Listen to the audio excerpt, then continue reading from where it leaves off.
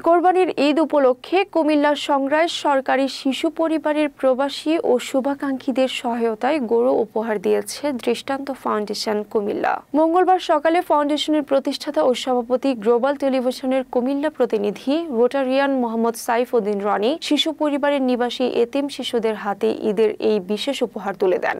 এ সময় আরো উপস্থিত ছিলেন শিশু পরিবারের উপ তত্ত্বাবধায়ক Safrun Nahar Moni, Rotarian Abdul Matin, television journalist অ্যাসোসিয়েশনের কুমিল্লার সাধারণ সম্পাদক দেলোয়ার হোসেন আকাইদ, সাংগঠনিক সম্পাদক আরিফুর রহমান মজুমদার, কুমিল্লা ফটো সাংবাদিক ফোরামের সভাপতি আশিকুর রহমান আশিক সহ আরো অনেকে। শিশু পরিবারের উপ তত্ত্বাবধায়ক সফরুন নাহার মনি এতিম শিশুদের জন্য কোরবানির গরু উপহার দেওয়ার দৃষ্টান্ত ফাউন্ডেশন এবং সকল প্রবাসী ও শুভাকাঙ্ক্ষীদের আন্তরিক ধন্যবাদ জানান। তিনি ভবিষ্যতেও সমাজের বিত্তবানদের এতিম শিশুদের পাশে দাঁড়ানোর আহ্বান জানান।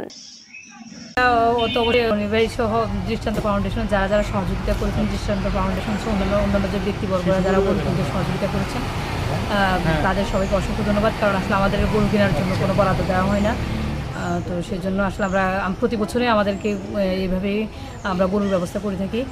গত কয়েক বছর ধরে দৃষ্টান্ত ফাউন্ডেশনের সহযোগিতায় আমরা বাচ্চাদের জন্য গরুর ব্যবস্থা করে আসছি আর কি। দৃষ্টান্ত ফাউন্ডেশন সহ সবাইকে আমি এই ব্যাপারে সহযোগিতা করার জন্য আন্তরিক ধন্যবাদ জানাচ্ছি। ক্ষেত্রে হ্যাঁ, আমি শুনেছি, যদিও প্রবাসীদের সবার সাথে আসলে আমার যোগাযোগ হয় না, এটা দৃষ্টান্ত ফাউন্ডেশনই করে থাকে। তবে আমি জেনেছি যে প্রবাসীর এক্ষেত্রে একটা বড় অবদান রাখেন আমাদের এই শিশু পরিবার এই বিষয়গুলোতে, তারা অনেক সহযোগিতা করে থাকেন। তাই আমি অসংখ্য ধন্যবাদ, তারা যেন সবসময় আমাদের পাশে থাকেন কামনা ব্যক্ত করছি।